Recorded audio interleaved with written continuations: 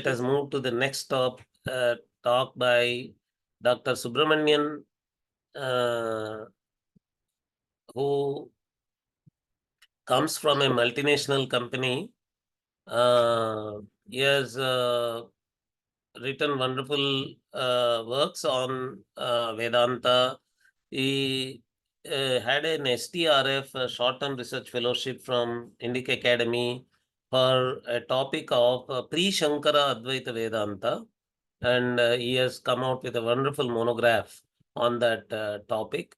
And he has presented great papers on during many of our conferences and symposiums. And he is a classical Carnatic musician also, and a great scholar of Shastras and Advaita Vedanta. Today he is going to talk about Sannyasa tradition in the Shankara lineage. Over to you, Sri Subramanian Chidambaran ji. Namaste Nagaraji, namaste to all. Namaste. Shruti Smriti Purananam Alayam Karunalayam Namami Bhagavatpada Shankaram Loka Shankaram. Namaskaram to all. I think the talks of Nagaraji and Sushumna ji have set the right context for this topic that I'm going to take up right now. When we look at the Sannyasa Dharma or Sannyasa, the tradition of Sannyasa, we heard from Sushumna ji about what can be referred to as the Vaidika Sannyasa Parampara or the Vaidika Sannyasa Dharma. This is the Sannyasa that is reflected in the Vedas, in the Upanishads. We heard about the 6 types of sannyasins, the Kuticaka, the Bahudaka, Hamsa, Paramahamsa, the Turyatita and Avadhutas. The various process of taking sannyasa, the renunciation, the aspect of contemplating on Brahman, all these aspects that are so beautifully brought out in the Sannyasa Upanishads. And even in the Mukhya Upanishads, wherever the aspect of sannyasa comes into place. And in the Bhagavad Gita Upodghata, the introduction to the Bhagavad Gita, Shankara, in his Bhashya, he says, as he introduces the topic, he says, Vivido hi vedokto dharmaha, pravritti lakshano nivritti lakshanascha, jakataha sthiti karanam. He says, the Vedas are speaking about 2 kinds of dharmas. The Vedas are talking about 2 kinds of dharmas, 2 paths. One is called as pravritti dharma or pravritti lakshana, and the other is called as nivritti dharma or nivritti lakshana. These both are essential for the sustenance of the universe. Sannyasa is what you would call as nivritti dharma or nivritti lakshana. So this itself sets the base of the nivritti dharma or the sannyasa dharma itself being one of the key pillars of Sanatana Dharma itself. And that is how we saw so many examples from these Upanishads that speak about sannyasa being one of the pillars within our Vaidika Dharma or Sanatana Dharma. Now, given this was the case, one important point is that, and that came out even during the earlier discussions, is that sannyasa has been looked at it from a very individualistic perspective. It is the call of an individual. It is the qualification of an individual. It is the eligibility of an individual to become the sannyasin, to move into that ashrama, to take up that sannyasa dharma. So it was a very individualistic aspect that was there present in Sanatana Dharma, in our Vaidika Dharma. We hardly find any references to an organized or institutionalized or a group of sannyasins in these kind of literature. That is where, when we then look at the entire aspect that Nagaraji also put forth in his introductory speech around the Shramana system, that is where you have an important concept emerging, which is called the Sangha, right? Where in the Buddha Mata, you have the aspect of Gautama Buddha, the enlightened one. You have the aspect of the various monks who are taking up to asceticism called the bhikkhus or the bhikshus. And then you have the concept of the sangha or the monastery or the group of bhikshus or bhikkhus. Those aspects also come in the Jaina Mata as Harihantas and Sanghas. So we find this movement or we find this development that happened during the Buddha Mata or in the aspect of Buddha Mata and Jaina Mata of an organized form. My thought is that such an organized form of asceticism did not exist prior to this in Sanatana Dharma, and this was probably the first time we encountered such a formation. Now, Buddha Mata and Jaina Mata, when you look at it from a Sanatana Dharmic perspective, not just from a Sannyasa Dharma perspective, from a Sanatana Dharmic perspective is where the aspect comes to say that you had these matas emerging, and they are typically referred to as Nastika matas because they did not believe in the authority, the Shabda Pramana of the Vedas. So they were called as Avaidika matas or Nastika matas. So that acted as a critical challenge to the sustenance of Vaidika Mata or Sanatana Dharma itself. And that is where then you had emergence of various Mahatmas over a period of time who arose to revive the Sanatana Dharma, to revive the Vaidika Dharma. So when you look at the repercussions of the Buddha Mata and Jaina Mata, on the overarching Sanatana Dharma, there was the Dharma Glani that was happening. And therefore, there was a requirement for someone to come and revive the Sanatana Dharma or Vaidika Dharma. That was one aspect. And very specifically, you can look at the aspect of Sannyasa Dharma within this entire scheme of things. So the larger scheme of things is about Sanatana Dharma, and within that is this concept of Sannyasa, how it evolved during the time of or as a part of Buddha Mata and Jaina Mata.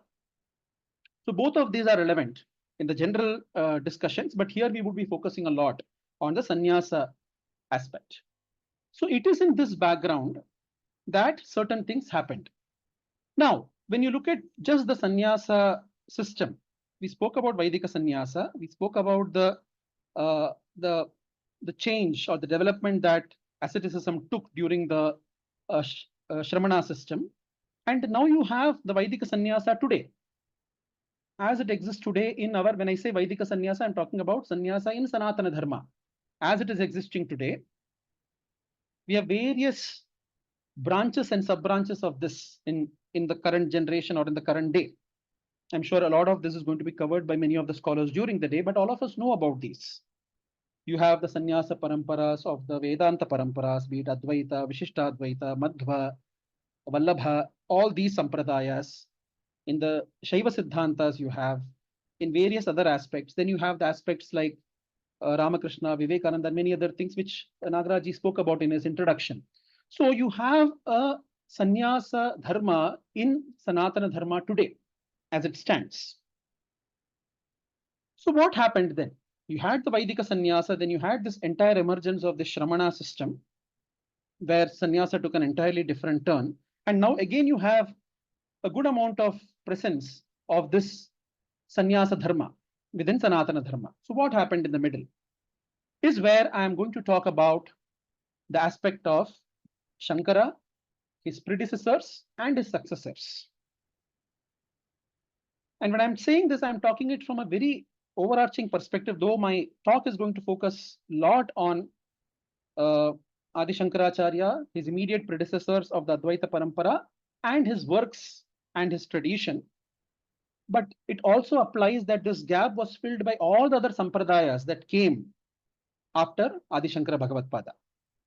So that is going to be the focus of my discussion. So it is a very nice bridge or a linkage between what was discussed till now and what is going to be discussed in the sessions going ahead. Now, when you look at the Acharya, there is a very interesting question that is raised by Kanchi Mahaswami in his Voice of God. He says, why did the Acharya really choose, or why did Ishvara choose the avatar of a sannyasin to really come as Shankara. There he argues that the objective now at that point of time was to restore Sanatana Dharma, was to restore Vaidika Dharma, especially Nivritti Marga. The reason I am saying that is after the Shramana, after the Buddha Mata and Jaina Mata, there were a host of Mahatmas, I said, who came. Among them were a lot of the Mahatmas who came to revive the Vaidika Dharma, especially the Karma Kanda. You had great Mahatmas like Kumarila Bhatta, like Mandana Mishra, right?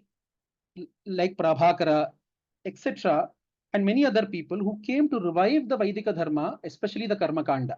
So the Pravritti Marga was already starting to get established, re-established or revived during that period.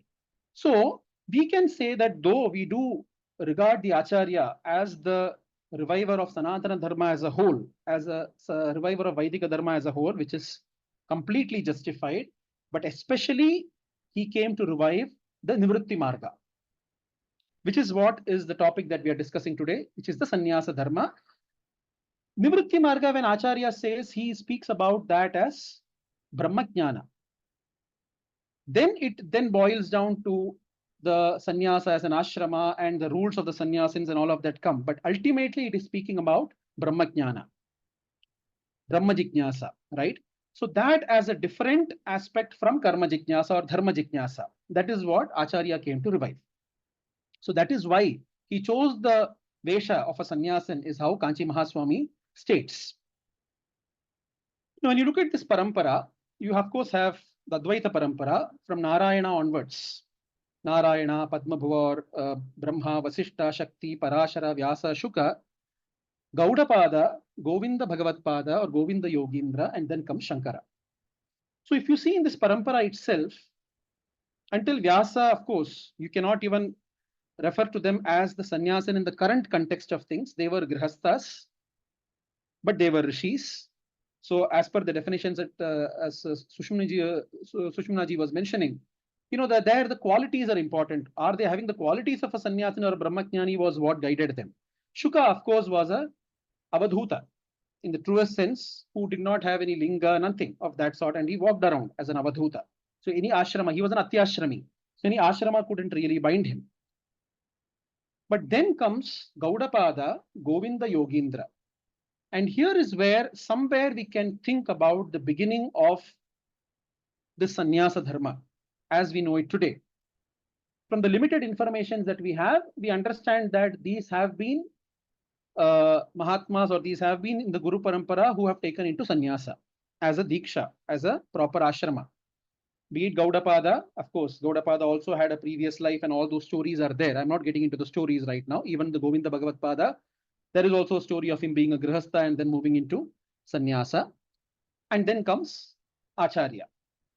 So until that time, you have had this tradition of not sannyasins itself, but then slowly the sannyasin as an ashrama coming, maybe after the grihastha ashrama, in some cases after vanaprastha, and then comes the advent of Acharya.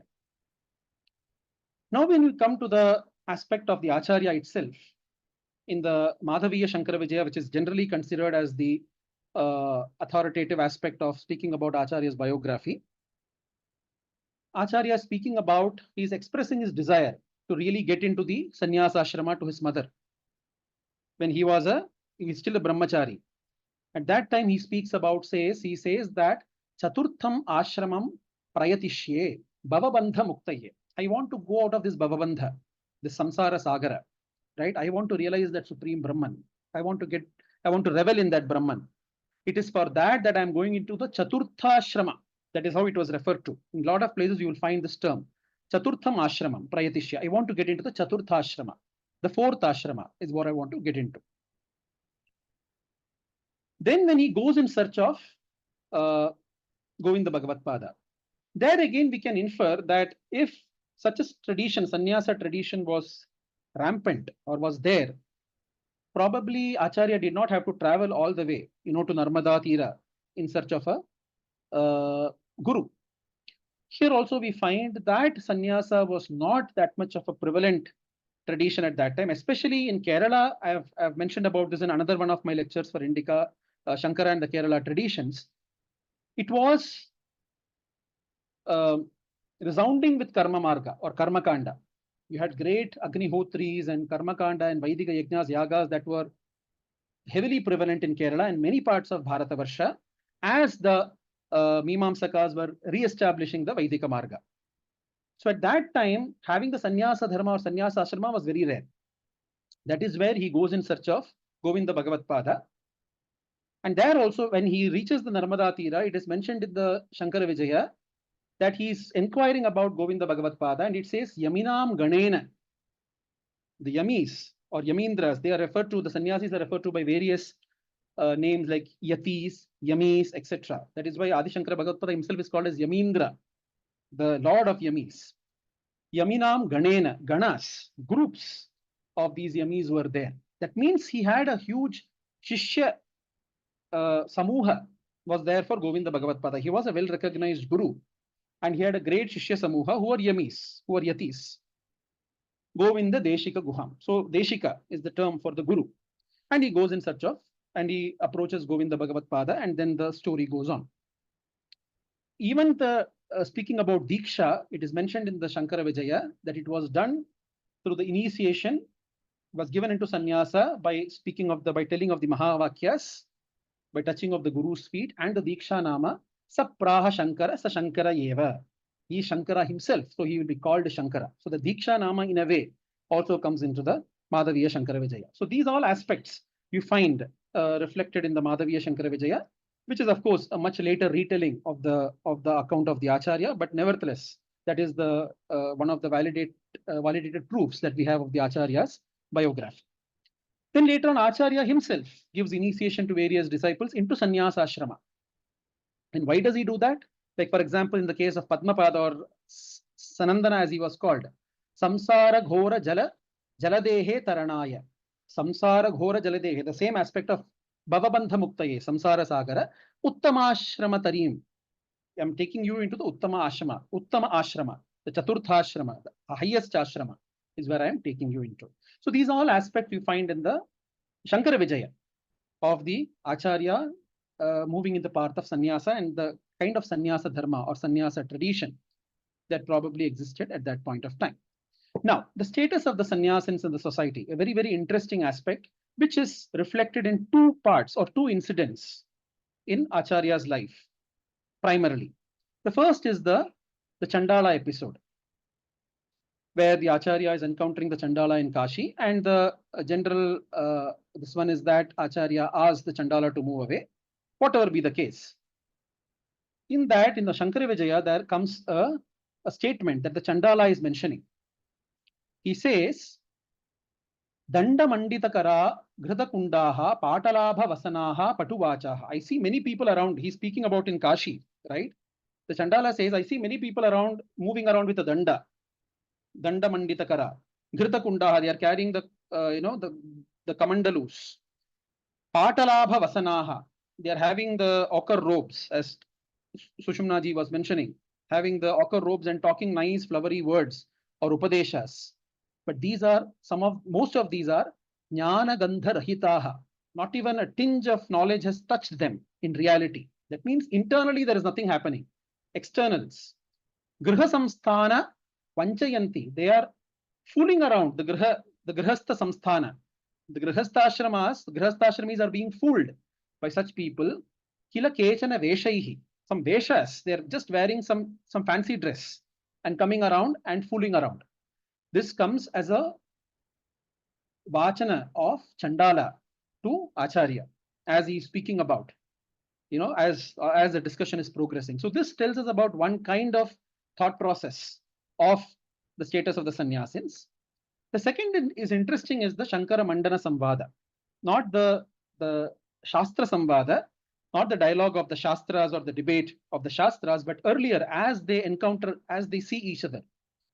When Shankara visits along with his Shishyas, he visits Mandana's Griha in Mahishmati. The very sight of the sannyasin in the Madhavi Shankara Vijaya, the very sight of the sannyasin brings anger to Mandana Mishra. If you lay that in the social context of what would have happened at that point of time, the only sannyasins or only people who were shaven headed and ochre robes were the Buddhist monks. right? And they were the ones who were the biggest threat, and they were the ones who really diluted the entire Vaidika Dharma and made people shift into that. And it was the effort of people like Kumarila Bhatta and Mandana, everything, that brought back the Vaidika Dharma from the hands of these people and re-established the Vaidika Dharma and Karma Kanda and everything. And here he sees another Yati with a Mundita Vesha. Yes, with his head completely shaven and with a danda and with an ochre robe. So immediately he gets angry because he believes now again it is the coming back of the Buddhism, coming back of the Buddhist Mata, coming back of the bhikkhus. So that was the condition at that point of time, especially in the northern part, the central and northern parts of the country. So that is why he asks, Kuto Mundi, where are you coming from, O Mundi, O shaven-headed one? And then it's a very interesting discussion that goes on, where Acharya says, he translates the whole thing as, from where are you shaven? The kuto can be understood from different ways. From where have you come, or from where are you shaven?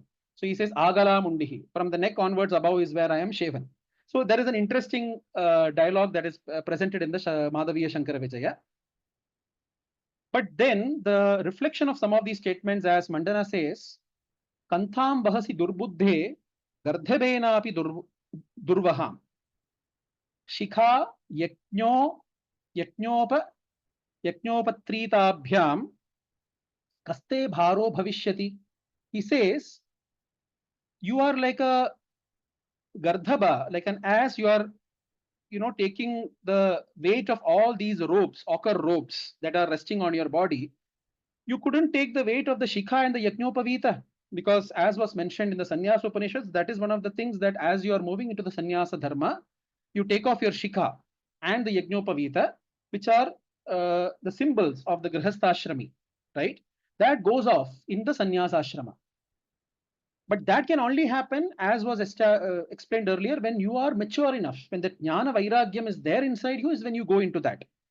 But in the Buddhism and in the Buddha Mata, that started happening even for other reasons. As Sushumnaji was mentioning, if you are doing it, when you are viling the sannyasis who are not mature enough, then all these issues come in the society. So that was happening probably for a large part of the society. That's why he says, can't you take the bhara of your Yajñopavita and Shikha? Is that such a big weight that you have discarded that and taken on this ochre robe, the weight of the ochre robes?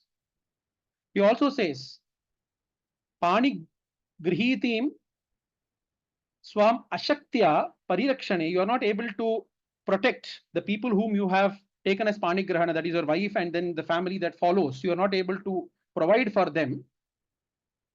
And you are then running behind the disciples and Shishyas, and you are trying to hoard Shishyas towards yourself, and you are running behind Pustakas. Shishya Pustaka Bharecha, the Icha, the desire of Shishyas and Pustakas. Is this how you define Brahmanishta? So you find the color of sannyasin or the sannyasa dharma that was prevalent at that point of time in the society, which was a large part due to the influence of the Buddha Mata and the Jaina Mata that was happening at that point of time. And he says, Swa anna bhakshakamena veshoyam yoginam dhritaha. These people take these veshas, anna bhakshakamena, just to eat nice food and everything, they are taking these veshas. So that was the level to which the sannyasa dharma had degraded at that point of time. Now, now let us see how Adi Shankara defines the yati, right? He also criticizes the people who are not mature enough, who are not fit to be. He also criticizes them. But let us look at all the aspects. And interestingly, when you look at the Sannyasa Upanishads, among them, the Jabala Upanishad is the one that Acharya refers to in his Prasthanatraya Bhashyas itself. In the Prasthanatraya Bhashya, especially the Brahma Sutra Bhashya, one of the greatness of the Acharya is that when he did the Bhashyas, especially of the Prasthanatrayi, which is the three fundamental canonical texts of Vedanta, which is the Upanishads, the Bhagavad Gita, and Brahma Sutras.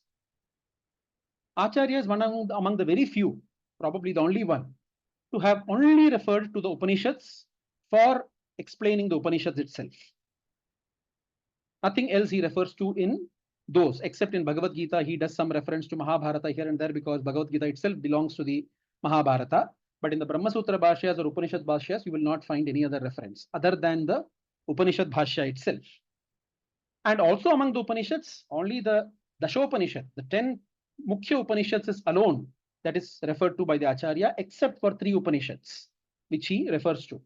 These are the Shvetashvatara Upanishad, the Kaushitaki Brahmana Upanishad, and the Jabala Upanishad. And Jabala Upanishad is one of the Sannyasa Upanishads as per the later classification of Upanishads. So he brings that aspect of that is the beauty that Acharya refers to, and he gives his validation to the Jabala Upanishad, where he brings in certain aspects of the sannyasin. So here you can find, he refers to this text, to this line called Ata Parivrat Vivarnavasa Mundo Aparigraha. The Parivrat. In fact, the term used for the sannyasin a lot in Acharya's Bhashyas or in the Upanishads is that of a Parivrat. That is a beautiful term that is used. Parivrat itself means the one who is wandering around, constantly wandering around, not stationed in one place, like a grihastha. Grihastha is grihe sthitaha, the one who is present in the house, is stationed in the house, and he does dharma karyas. The opposite is parivrat. Even after the grihastha, vanaprastha, right? There is still a stha there, there is still a sthiti there, or there is a prasthana towards, and still there is a sthiti.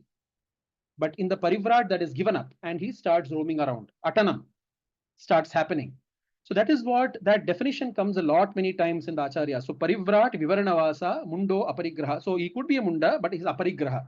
He doesn't hold on anything. So all this he speaks, and he explains that saying that Shruti prasiddham eva nivritti nishthatvam. Shruti prasiddham. It is prasiddha in the Shrutis of this nivritti marga. So they are nivritti nishtas.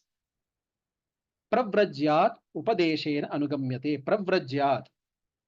Pravrajanam, Parivrajanam, Parivrajaka is how you refer to some of these sannyasis. So constant movement. That is what he refers to. And there are various other terms he uses for Parivrat. Nagaraji brought about this point of Shramana. So Shramana, Parivrat, Shramanaha is how Acharya also gives one at one place. Turiyaha Brahmastaha. Turiyaha, one who is resting in the 4th state of Brahman, Brahmastaha, Brahma Samstaha. Bhikshuhu is another term he refers to for parivrat. Bhikshuhu, Bhikshukaha. So he says this is the real meaning of Bhikshu or Bhikshuka. So in a way of correcting what is the unknown or the erstwhile known meaning of Bhikkhu or Bhikshu in the Buddha Mata, he corrects that saying Bhikshu is the right term, but this is the meaning of a Bhikshu, is a parivrat.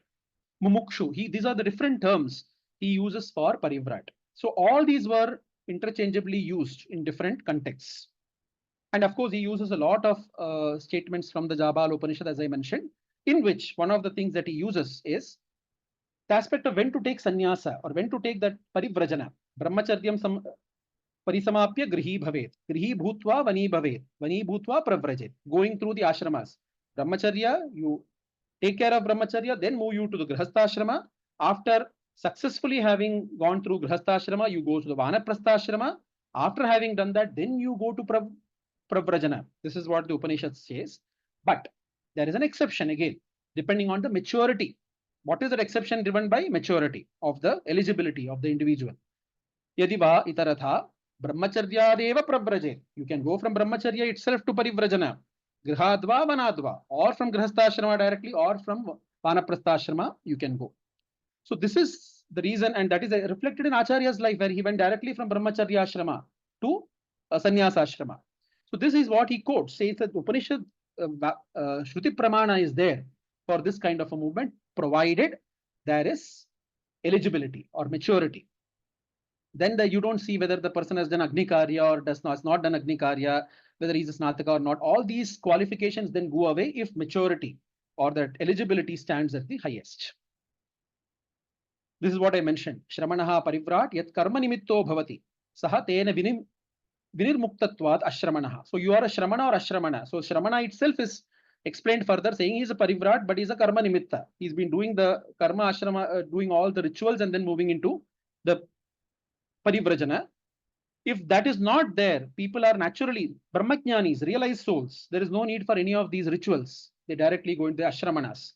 They are atyashramis, directly moving into the supreme state of brahmajnana. So all these aspects of the different facets of a sannyasin is brought out by the Acharya in his Prasthanatraya Bhashyas.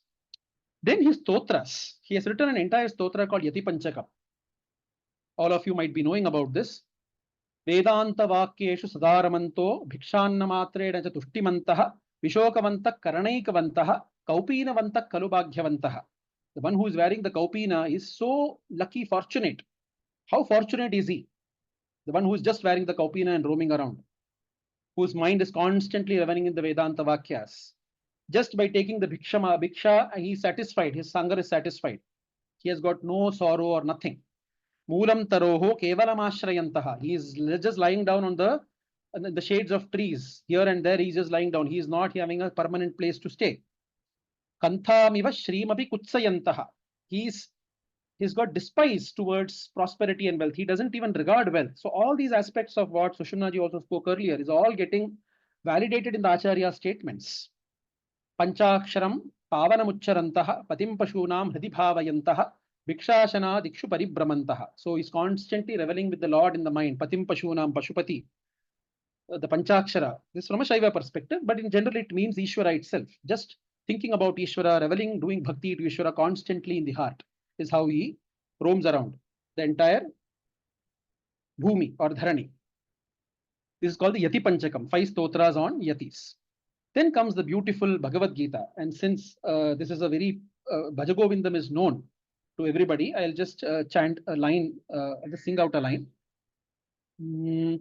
Sura Mandira Taru Mula Nivasaha Shaya Bhutalam Ajinam Vasaha Sarva Parigraha Bhogatyagaha Tasya Sukam Na Karoti Viragaha Jatilo Mundi Lunchita Keshaha Kashayambara Bahukrita Veshaha Pashyanapi Chana Pashyati Mudo Hi Udaranimitam Bahukrita Veshaha Bhaja Govindam Bhaja Govindam Govindam Bhaja Mudhamate. So he says here, Sura Mandira Taru Mula Nivasaha. Be in a temple, be it in the Taru Mula, wherever he gets space, he just rests his head. Bhutalam Ajinam Vasaha. This entire thing itself is his dress. So it's also speaking about the Digambaras or the people wearing the barks and roaming around. Sarva Parigraha Bhogatyagaha. Tasya Sukham na Karoti Viragaha. He is the Viraga. How does he not enjoy? How is he not at peace? He criticizes the people who are not eligible but still roaming around like these. Jatilo Mundi Lunchita Keshaha, people who are matted hairs and pose themselves to be great yogis or sannyasins, Mundis who are shaven headed and so on. Kashayambara Bahukruta Veshaha, having the Kashaya Vastra and roaming around. Pashyannapi Chana Pashyati Mudaha. Though they seem to be seeing and contemplating and great people, they are not real great people. Because Udaranamittam Bahukruta Veshaha, for the sake of the stomach, for eating and other things for their livelihood, they are depending on all these Veshas. Again, the fancy dress aspect that Mandana Mishra pointed out, Acharya is also pointing out the same thing. He says these people are not worthy to be called sannyasins. So you have to be away from these people.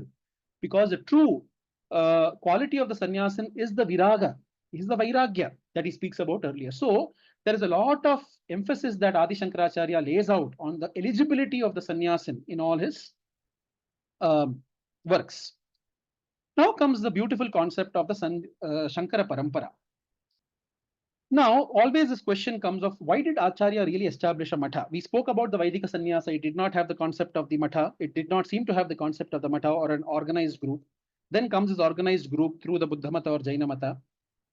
So the matha concept, to me, to my limited knowledge, it appears that Acharya did establish, which was it was walking a thin line. It was not an easy thing to establish something that was to be there in Sanatana Dharma. Still, from the perspective to say that if this is the kind of thing, because Acharya was an Avatara Purusha, Karana Purusha, so he has to deal with how do you deal with the upcoming challenges to Sanatana Dharma itself, to Vaidika Dharma itself. And for that, he visualized or he foresaw that probably the institutionalized way of religion is going to be one of the ways in which Sanatana Dharma is going to be questioned or challenged in the days to come. Be it Buddha Mata, be it Jaina Mata, or the further the Semitic religions of the world that have come later have all organized themselves into an institutional setup, most of them. So probably foreseeing this kind of a thing is where the concept of matha really came about during Adi Shankaracharya's time.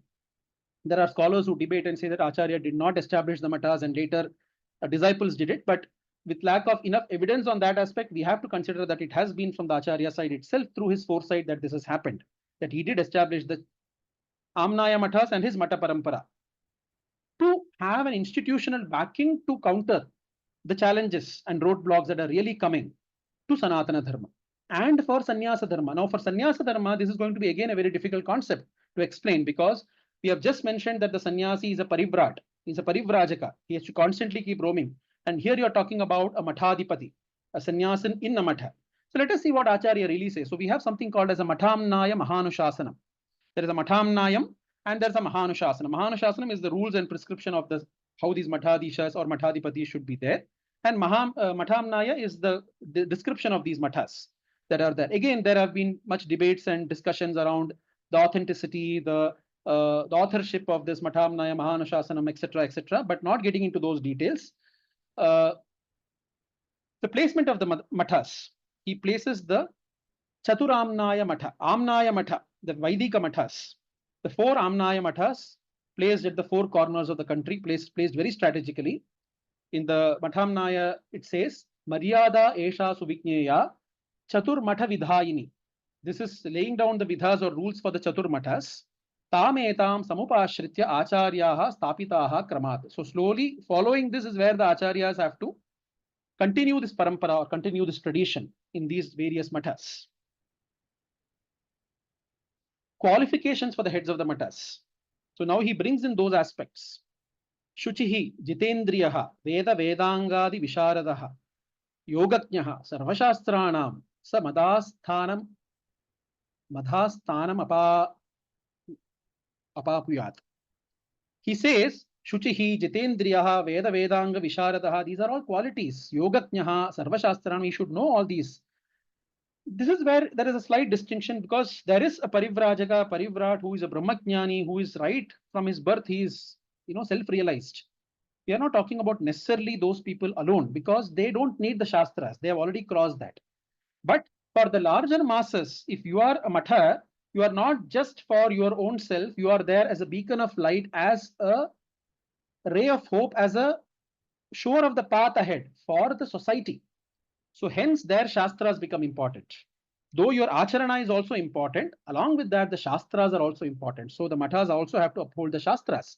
Hence the mathadipatis should also know the shastras. It is not knowing the shastras just from the perspective of becoming realized. For becoming realized, even through the shastra parampara you can get realized, and even without that, through your previous janma karmas and through shastra vachanas you have done in the previous karmas and through the grace of the Lord of Ishvara, you can still get the realization, and which is a separate topic in itself to discuss. But here it speaks about them being the acharyas. Acharya itself means showing the light or showing the path to the people. Asmat Pita Samarudaha Parivrat Ukta Lakshanaha. The Parivrat, he still references to the person as Parivrat. Ukta Lakshanaha, with all these Lakshanas, who takes on the headship of the mathas. Aham eveti Vikneyaha. Understand that the person is me itself, who is there in the Mathadipati. That is why very uniquely, only for the Shankara Parampara, you would refer to all the Mathadipatis as Shankaracharya itself. Though the name Shankaracharya qualifies to be only for Adi Shankaracharya because his name was Shankaracharya. And everybody else has got another Diksha names, like we have in the Sringeri Parampara, Bharati Tirtha Mahaswami or Chandrasekhara Bharati Miha. That is their Diksha namas. But when you refer to them as Shankaracharyas. This is very unique to this Parampara.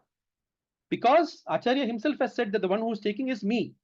That means that is the kind of eligibility or lakshanas that post elevates the Acharya to, and the Acharya gives to the post or that position. In the duties of the matas, very important to understand.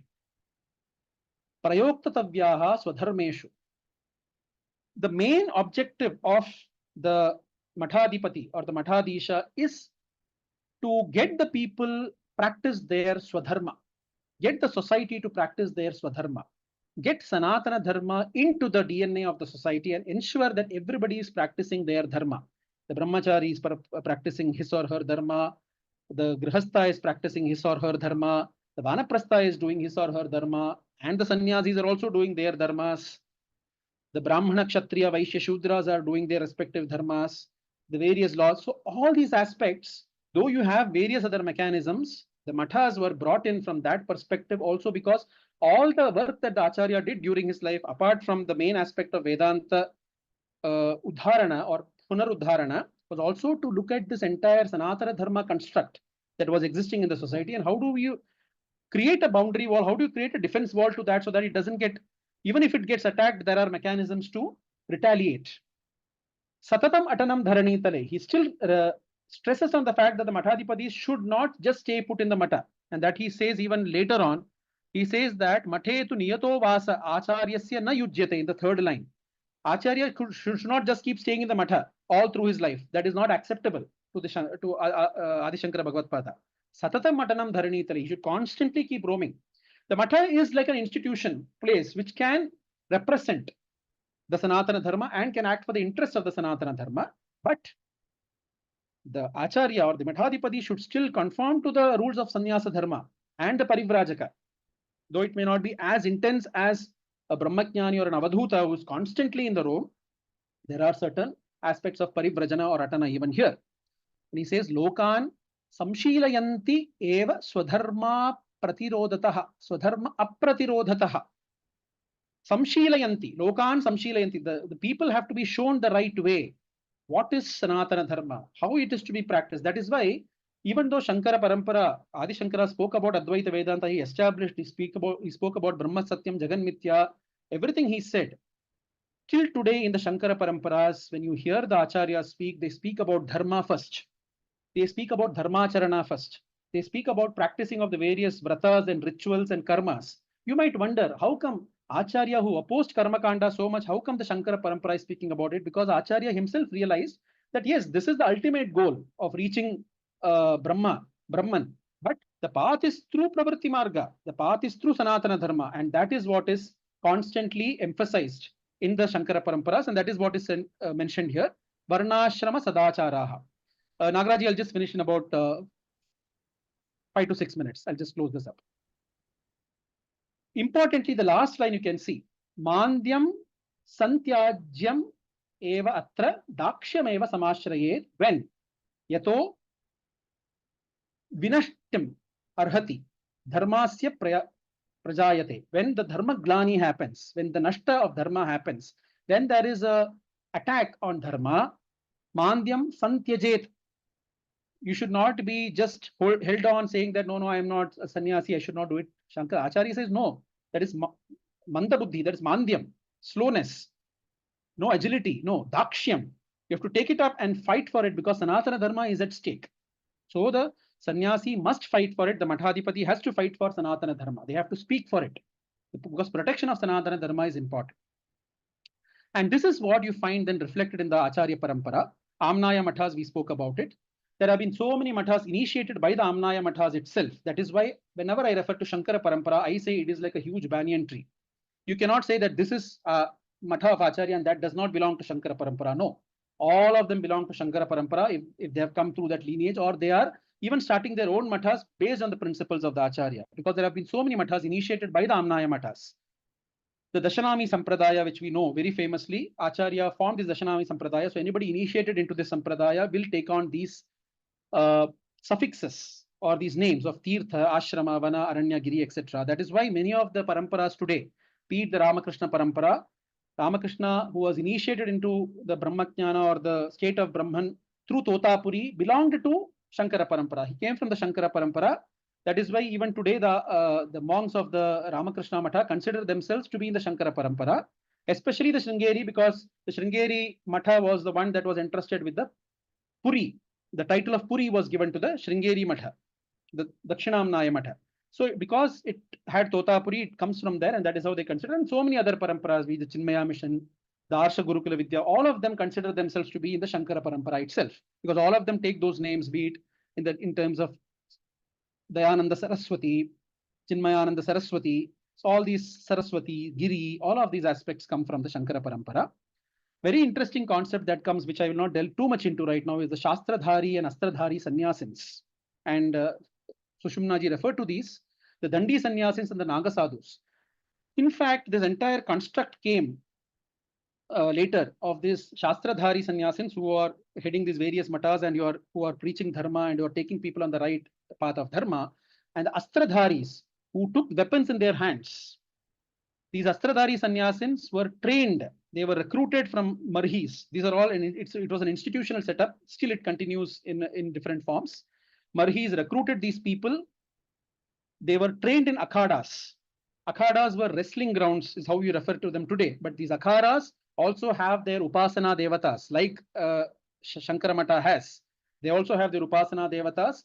They created these fighting monks, who are physically strong, because there was a lot of ambiguity in the Kshatriya Dharma and Brahma Dharma during the period of time, where Kshatriya Dharma was there, but still not good enough. And even the Brahmanas and the Sannyasis had to fight for the protection of Sanatana Dharma. So that is why you have these various aspects of the Naga sadhus fighting against the Mughals to protect the Kashi Vishwanath temple, the Jnanavapi. These are all history. These are all parts of history. Them supporting Rani of Jhansi, Peshwa Nana Sahib, etc. in the War of Independence, etc., etc. So the Astradhari sannyasis, that means not just knowing the Shastras, but also taking up weapons in their hand and fighting for Sanatana Dharma if needed. This has been one of the greatest contributions of the Shankara Parampara and the other Paramparas that have come later in trying to protect the Sanatana Dharma itself. So this is where I'll conclude my session just by saying that this entire aspect of Sannyasa Dharma, there are so many repercussions of Sannyasa Dharma. It is not about just the aspects of Brahmajnana, which is there as at the central focus of it, but protection of Sanatana Dharma is what Sannyasa Dharma has done for so many years and ages, and that is reflected in the Shankara Parampara itself. Namaste.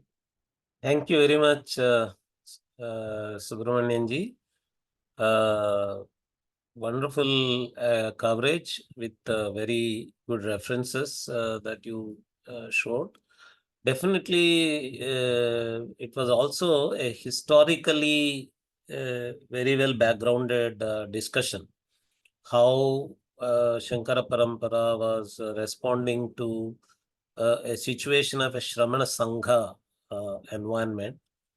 And you were answering questions like those raised by Sushumna ji also, whether a sannyasi remains aloof to the outside world or not. Actually, dharma samrakshana is what they did also.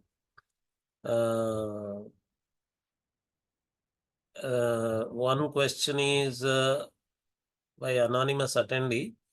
When Acharya Shankara mentions the terms Vairagi and Vitaragi at different points, are they synonymous? So when you generally refer to the term Vitaragi, it is about a person who has given up attachment. Now the Vitaragi as a quality or a qualification comes under various places, which Acharya mentions. But when he speaks about sannyasi or a parivrat, that is mentioned as one of the critical important qualifications that is necessary.